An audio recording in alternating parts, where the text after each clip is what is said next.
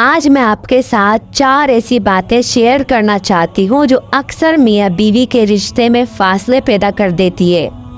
लेकिन अगर हम इन बातों को समझ ले और खुद भी थोड़ी सी तब्दीली ले आए तो यही रिश्ता पहले से ज़्यादा ना खूबसूरत और मजबूत बन सकता है।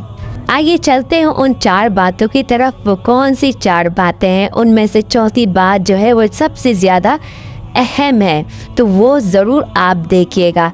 और वीडियो में आप देख रहे हैं कि मैं अपनी अम्मी के यहाँ जाने की तैयारी भी कर रही हूँ। तैयारी से लेके खाने तक और वापसी तक की वीडियो आप लोगों के साथ शेयर करूँगी और साथ साथ जो इन 4 बातों को भी आप लोगों के साथ डिस्कस करूँगी। तो आइए चलते हैं सबसे पहली बात की तरफ। अस्सलामु अलैकुम या आलुल ईमान, आप लोग कैसे हैं? ठीक ठाक हैं? खैरियत से हैं? अल्लाह ताला से दुआ है कि अल्लाह ताला आप सबको खुश रखे और आबाद रखे अपने अपने घरों में।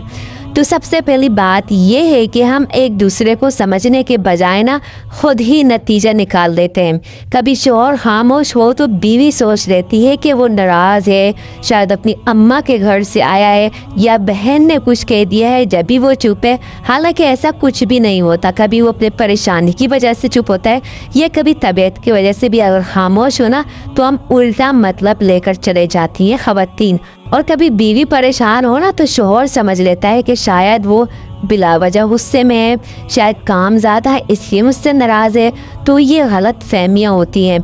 आहिस्ता आहिस्ता ये गलत फहमियाँ दिलों में जगह बना लेती हैं, तो इससे हमें बचना चाहिए। तो इसका हल क्या है, मैं आपको साथ साथ इसका हल भी बताती रहूँगी।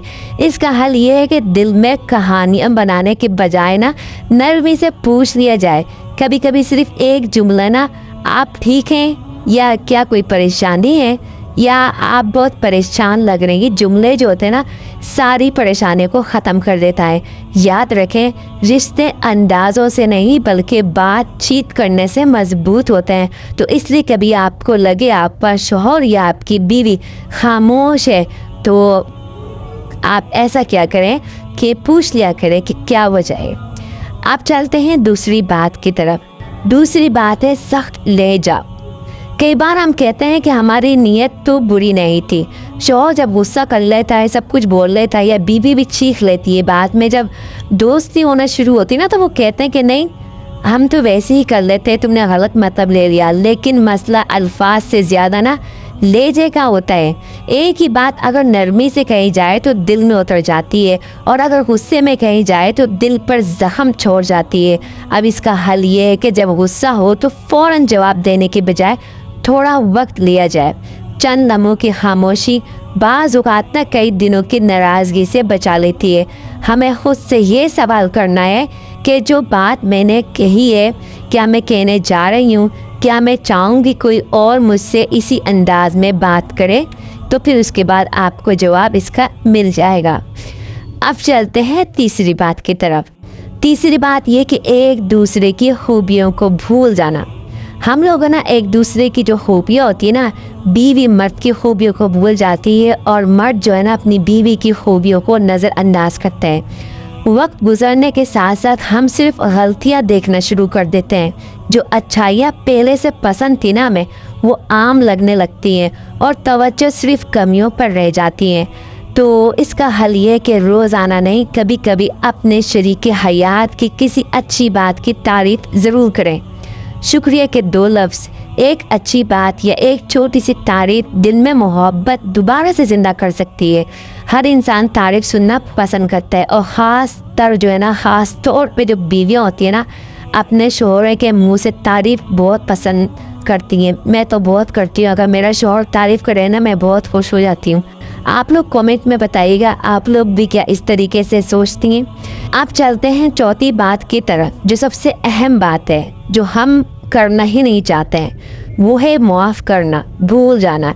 छोटी छोटी बातें ना दिल में जमा होती रहती हैं और फिर एक दिन वो बोझ बन जाती हैं। अक्सर मर्दों को देखा है कि अपनी बीवी की जो बात होती है ना, छोटी छोटी बातों को वो दिल में लेता रहता है, माफ़ नहीं करता। लेकिन जब एक वक्त आता है ना वो सारी अगली पिछली सब निकाल कर बैठ जाता है। ऐसा कभी हुआ है? मेरे साथ तो हुआ है। आप कमेंट में बताइएगा आप लोगों के साथ ऐसा कभी हुआ है। फिर एक दिन वो बोझ बन जाती है ना। तो हकीकत ये है कि कोई भी इंसान कामिल नहीं है, ना शौहर कामिल है न बीवी, कोई भी कामिल नहीं है। सही है, गलतियाँ सब करते हैं, तो माफ़ करना कभी ना भूलें। इसका हल ये है कि हर गलती को दिल में महफूज करने के बजाय ना माफ़ करना सीखें।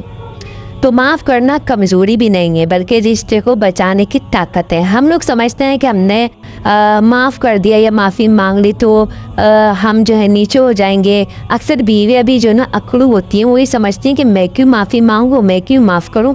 तो ये जो है ना रिश्ते को कमज़ोर करती हैं, मजबूत नहीं करती हैं। तो माफ़ करना कमज़ोरी नहीं है, बल्कि रिश्ते को बचाने की ताकत है। जो लोग माफ़ करना चाहते हैं ना, उनके घरों में सुकून ज़्यादा होता है और झगड़े मैंने देखे हैं कि बहुत कम होते हैं। तो बस इन 4 बातों पे आप लोगों को अमल करना है।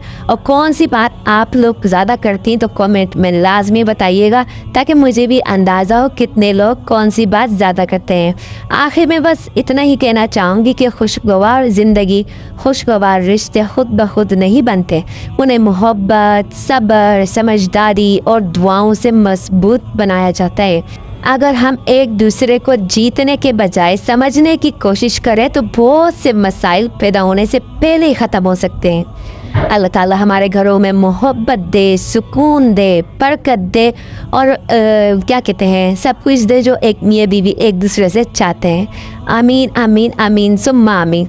वीडियो अच्छी लगी तो वीडियो को लाइक ज़रूर करिएगा, चैनल को सब्सक्राइब।